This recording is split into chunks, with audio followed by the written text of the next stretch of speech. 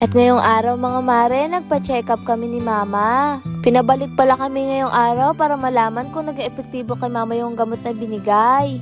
At ayun nga mga mare, pagising namin, napakalalim pala ng tubig kasi high tide na naman. Kaya for the lusong na naman ng mga person. Nakakagulat nga dito mga mare, pagising mo may tubig na, baka kapag di mo na malaya na sa ilog ka na. Sobrang lalim ngayon mga mare, hindi tulad nung nakaraan. Nakakatakot din dito kasi ang daming basura. Kaya kailangan talaga nating mag-ingat mga mare. At tingnan nyo naman sila mama, naglalakad sa napakalalim na tubig. Halos isang linggo na tayo dito mga mare, pero ngayon lang namin ito naranasan. Kaya nakakagulat pero sanayan din talaga pag andito ka. At eto nga, nakarating na tayo sa tuyo at naglalakad na kami at nagkaantay ng jeep. At nagdalawang sakay pala tayo mga mare, bumaba tayo dito kasi daw lubog talaga. Kaya kailangan daw natin mga mare sumakay sa matataas na tricycle. Dahil yung mga jeep ay hindi dumidiretso ngayon dahil napakalalim daw talaga ng tubig. Grabe, tingnan nyo ng mga mare tubig, akala nyo nasa dagat kayo pero kalsada yan. At may kasamahan din pala tayo mga mare ibang pasahero. Kita nyo naman mga mare, ang taas-taas na nung tricycle pero naabot pa rin ng tubig. Ganun talaga kalalim daw ngayon. At ayun nga mga mare, tapos na tayo magpa-check up. Sabi ng doktor medyo okay na daw pero binigyan si mama ng reseta na pang 1 buwan. At babalik daw tayo sa September 27. At hindi rin talaga biro yung mga naresetang gamot ni mama, ang mamahal.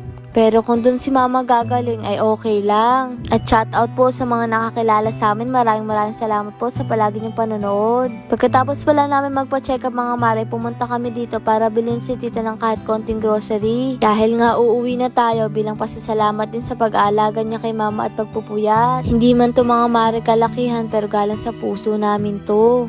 At tingnan naman si mama, enjoy na enjoy sa pagtutulak. Malakas-lakas na talaga siya mga mare. Sabi nga ng doktor, tumaas daw siya ng 1 kilo kaya nakakatuwa. Naway magtuloy-tuloy ng pagaling ni mama. Yung kinuha lang pala namin mga mare, yung pang araw-araw sa pangangailangan ni tita. Ito palang ginastos natin ay mga natira sa mga nagbigay sa atin para kay mama. Shinare din namin sa iba kasi deserve naman ni tita magbigyan. Maliit man to pero alam kong makakatulong to sa kanya. At ayan na nga mga mare, nagbabayad na tayo. Binilihan ko siya ng asukal, kape, gatas, shampoo, saka sabon. Pero mga mare, dadagdagan natin to basta magkaroon tayo ng pera. Kasi nga mga mare, yung tita ko ay wala naman trabaho. Tapos yung tito ko naman ay nakahiga na lang at nahihirapan din. At shout out po pala kay kuya at kay ate ng Super 8. Maraming salamat po sa inyo. At ayan na nga mga mare, dala-dala ko na yung pinamili natin at uuwi na tayo nito.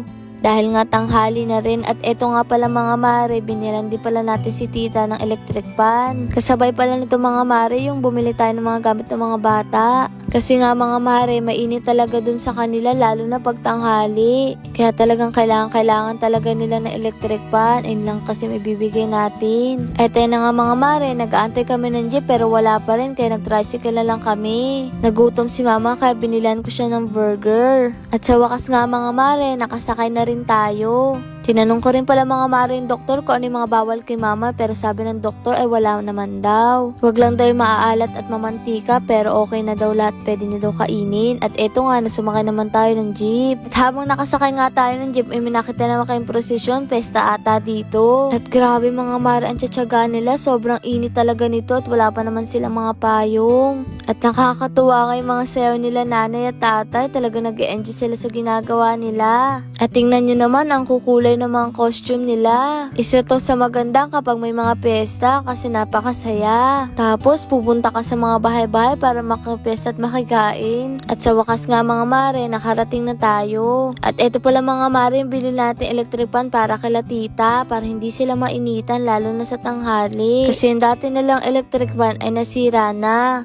Kaya naman, binilihan na natin dahil nga si tita ay magdamag nagpapaypay, nakakapuyat din yun, bawal din sa kanya yun. Sa totoo lang, masayang-masaya ako kapag nakikita ko si tita nakangiti. Kasi sa dami niyang pinagdadaanan ay nakukuha niya pa rin umiti. Dahil nga halos pasan-pasan niya yung mundo. Dahil si Tito ay hindi na nakakalakad, kailangan talagang alagaan at paliguan. At eto nga si Pangit ay inaayos ng electric fan para masubukan natin kung gumagana. Kaya minsan ang hirap talagang magkasakit lalo na kapag matanda ka na. Yung tipong matanda ka na pero kailangan pa rin kumayod para mabuhay ka. Pero alam ko si tita napapagod na rin pero patuloy na lumalaban. Kaya nga sana kahit simple lang nagagawa ko para sa kanya ay nakakatulong naman ako para maibsan yung mga problema niya. Dahil sobra-sobra din ako nagpapasalamat sa kanya kasi nung mga kailangan namin siya ay nandun siya. Lalo na ngayon may sakit si mama, hindi niya talaga pinababayaan si mama pag wala kami. Kahit dati mga mare, tita ko talaga ang nag-aalaga kay mama kapag nagkakasakit siya. Kaya kahit maliit na bagay, tinutulungan ko siya bilang pasasalamat sa kabutihan niya. At ayun nga mga mare, umandar. Natuwa nga si tita kasi hindi na siya magpapaypay sa gabi. At ito nga mga mare, pinamili natin. Sa totoo lang mga mare, naaawa talaga ako kay tita. Kasi matanda na rin siya katulad ni mama. Grabe nga mga mare, konti lang yung binigay ko pero sobra-sobra nagpasalamat si tita. Kasi nga pagkatapos kong videohan, nagulat na lang ako, niyakap ako ni tita. At nagpapasalamat siya, sabi ko naman sa kanya ay okay lang. Sabi ko nga sa kanya, ako ang bahala sa kanya habang nabubuhay ako. Bilang pasasalamat sa mga nagawa niya para sa amin. Pero sa totoo lang, kulang pa nga mga to.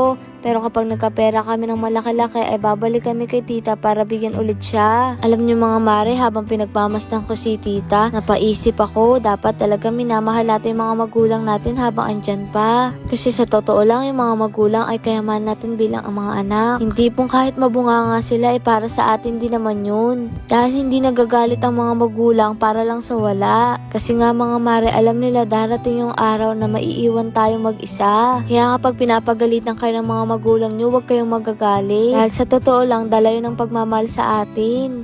Ang hirap ng walang magulang mga mare, alam kong may nakakaranas noon. Yung tipong naisip na sana nung nandiyan pa yung mga magulang ko ay di sana inalagaan ko. Mas pinaramdam ko yung pagmamahal at pag-aaruga. Sila kasi mga mare, nung isilang tayo ay tuwang-tuwa sila. Kaya talagang iniingatan tayo ng mga magulang natin mula bata pa lang. Yung tipong pati lamok at langaw, inaaway nila kapag dumadapo sa atin. Yung napupuyat sila sa kakahele, mapatahan lang tayo kapag may sakit tayo. Yung tipong kakainin na lang nila ay bibigay pa sa atin. Kahit yung totoo, gutom na gutom sila pero lagi nilang sinasabi na okay lang, makita ko lang kayo makain, busog na ako. Totoo yun, di ba mga mare? Madalas yung marinig natin sa mga magulang natin. At then nga mga mare, naisipan ko din bilang pasasalamat kay tita ay bilihan din siya ng gasol. Kasi mga mare, yung gasol ni tita ay luma na, hindi na tinatanggap. Kaya naman binilihan ko siya kasi mahirap yung sitwasyon dito kapag wala kang gasol. Wala kang pwedeng pagkuhanan ng kahoy, lalo na si tita, hindi naman siya pwedeng kung saan pupunta para lang maghanap ng kahoy dahil nga matanda na rin siya. Lalo na ngayon mga mare, ay aalis na tayo nitong araw na to. Kaya gusto ko bago kami umalis ay okay si tita. Para naman kapag magluluto siya ay hindi siya mahihirapan. At sinubukan na nga ni tita at gumagana nga, nakakatawa nga eh. Matagal-tagal na rin niya itong gagamitin dahil ilan lang naman sila. At ayan nga, inaayos pa ni tita sa gilid.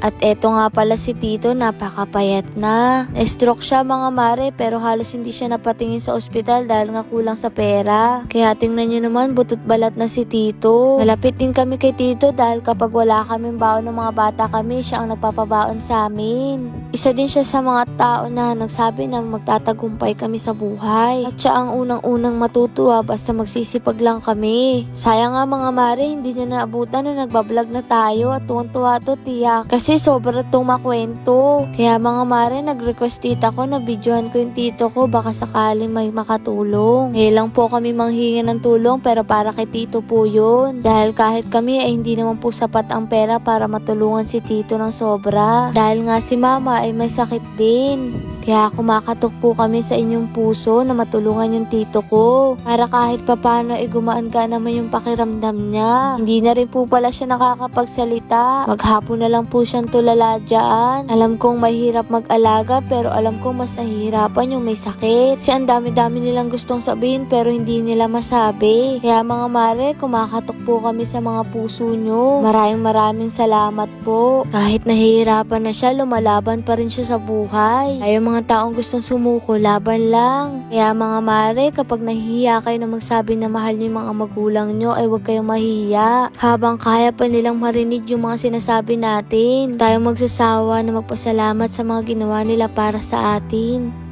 At parang naiyak nga dito si Tito. Nakakaawa nga kasi parang kailan lang ang lakas-lakas niya. Sobrang sipag kasi niya mga mare. Si mama nga nung nagpapaalam na uuwi na kami, naiyak siya. Kasi mabait talaga si Tito. Kaya mga mare, yung mga magulang natin, alagaan natin sila. Tulad ng pag-aalaga nila sa atin ng mga bata pa tayo kahit nahihirapan din sila. Kaya bilang anak ay kailangan natin alagaan sila. Kasi hindi naman habang buhay ay bata tayo dahil darating yung araw na tatanda din tayo. Sabi nga, kung anong ginawa mo sa magulang mo ay gagawin din sa'yo ng anak mo. Para kapag tumanda tayo, alagaan din tayo ng mga anak natin. Kasi nakita nila kung gaano natin kamahal yung mga magulang natin. Kaya kapag matanda na tayo, ay tiyak na alagaan din tayo ng mga anak natin.